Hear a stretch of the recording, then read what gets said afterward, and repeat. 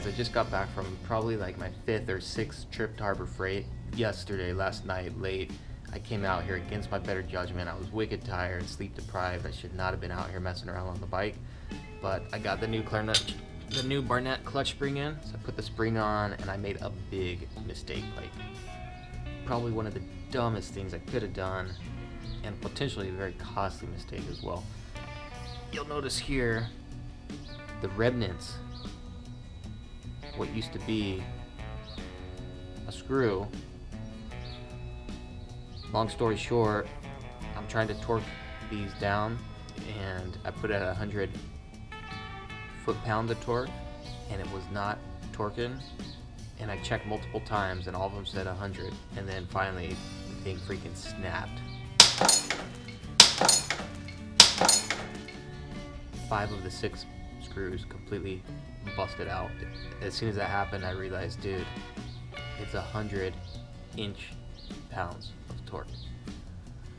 So, like I said, potentially costly mistake, because what I may end up having to do is replace this entire clutch basket, like this whole piece here. However, to try remedying the situation, I got a kit to see if we can extract those screws, and then I picked up some new screws. I think the probability of this working is very low, but we're gonna see.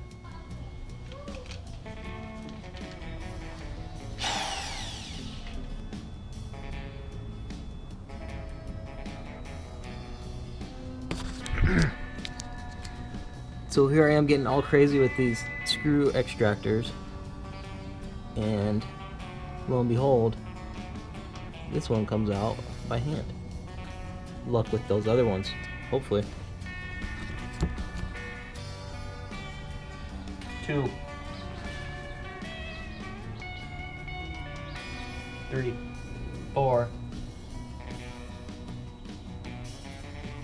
Bam. Whew, there it is. 5 busted screws. 1, 2, 3, 4, 5. Holy smokes, I could not be more elated right now. What a relief. Check it out. I went over to Harbor Freight. I've got my screw extractor kit. I've got my reverse threaded drill bits. I pulled out the big guns here. I'm thinking I'm gonna have to like drill into this thing, trying to get these busted off screws out of there. And then I'm tinkering with it, and one of them starts to spin out, and luckily I was able to get all 5 of them out just like that. What a freaking learning experience. I don't know what I was thinking. I used to work at a tire shop, and I torqued cars to 85 to 150 foot-pounds all the time.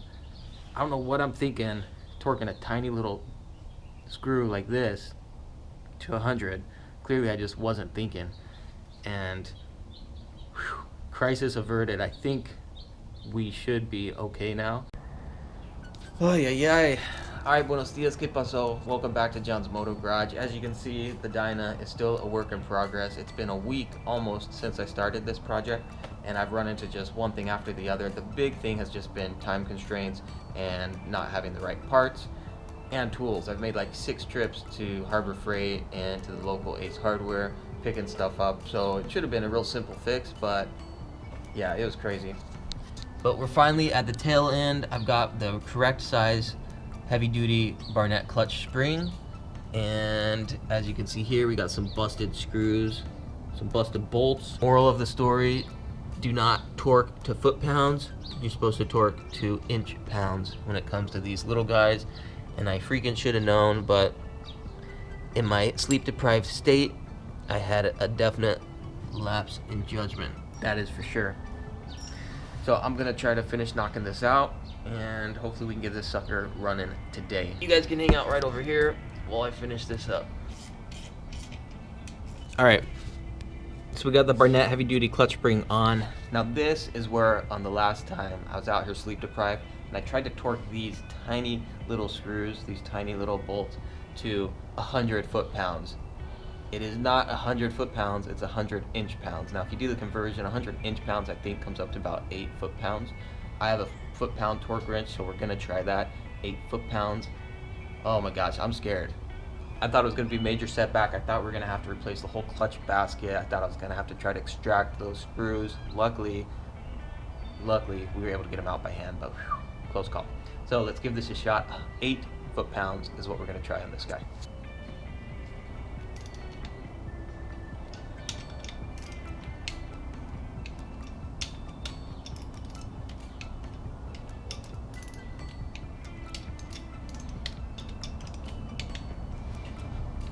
Whew!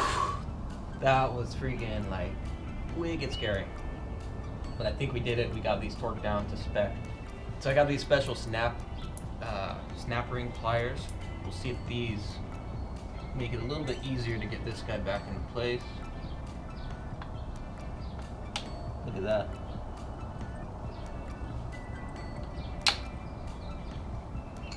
It's amazing how much easier things are when you have the right tools. It's crazy. Who would have thought? It's also amazing that people like invented all this kind of stuff at some point. I'm hoping this has the right size socket, a large enough one. I got this special open end ratchet so that we can try to adjust this piece here. All right, so we loosened up the jam nut, and you're supposed to tighten this until you hit resistance, until it stops. And then you snug up the jam nut. And then what we're gonna do is back off a half a turn and tighten down the jam nut. Let me get this guy in place, ready to go. And now you can see why it makes it way easier to have this open end ratchet. For 20 bucks from Harbor Freight for that whole set, can't really beat that.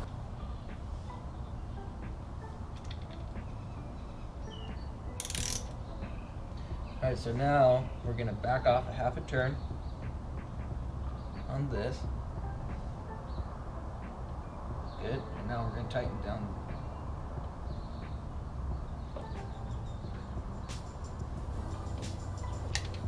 Alright. Next thing I'm going to do is I'm going to adjust the clutch spring again, and we're going to check the clutch lever, make sure everything here is working how it's supposed to. Over here we completely collapsed the clutch lever, so now I'm going to tighten it back up. We're going to adjust the clutch lever and make sure everything over there is working.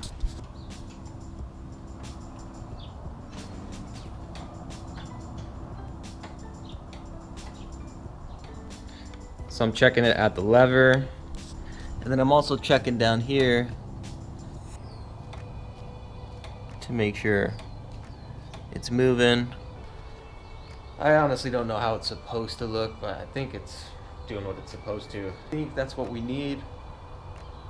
Fingers crossed. Now I gotta clean the gasket real well, clean this all up, and put her back together, and we should be good to go.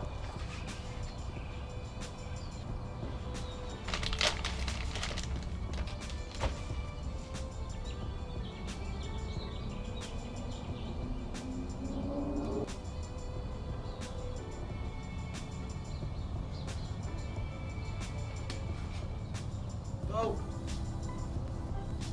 Whoa. Go. Go. Bam.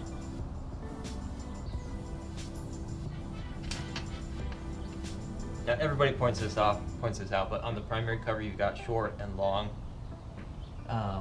screws, so just pay attention to which ones go where.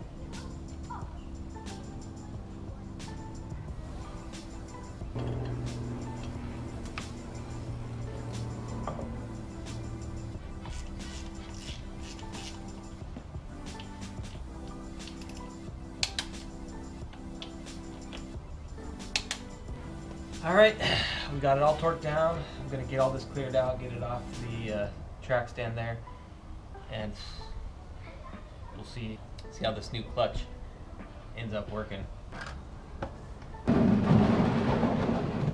Aside from some final adjustments, hopefully we did it.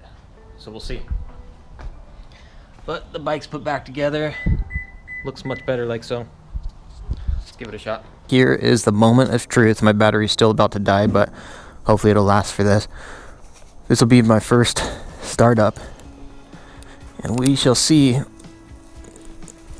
if it's a bust or not. Assuming we can get it out of the wheel chock. I'm scared. Alright, we're gonna do our first startup.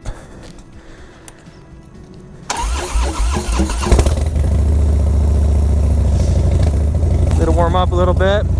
So we just got the new Barnett heavy duty clutch in. I haven't adjusted it yet, so I haven't maxed out. This is putting it in gear for the first time. Let's see how it goes. Okay, well that's not good. The bike. Oh man. So even with the clutch in all the way, the bike is moving a little bit. That is obviously problematic. Alright, round two. My camera battery died. I got it charged up. So two things I ended up doing, and just some small adjustments I made so far. First, I forgot to tie down the jam nut here, and so that had gotten a little bit loose, so that was contributing partly to why the clutch wasn't completely disengaging. And then secondly, when I put this new lever on, I remember putting it on and feeling like it was a little bit kind of awkward putting it in place, and so I took it off, and basically this cable I had twisted. I basically had twisted this once, and so it was creating additional tension on the cable. So I took that off, basically flipped it around and put it back on, and both of those made it so that now clutch is in and the bike's not moving. Obviously that's how it's supposed to be. Is it rolling? Nope. Whew, that is gonna pull hard. Whew. Gonna give this one final run around the block.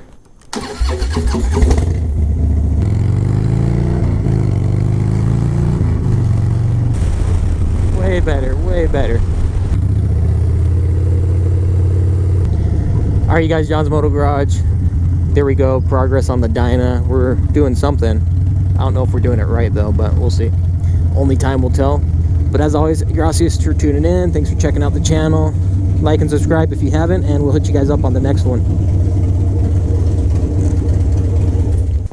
Dos. I've never played Dos, but I've played Uno.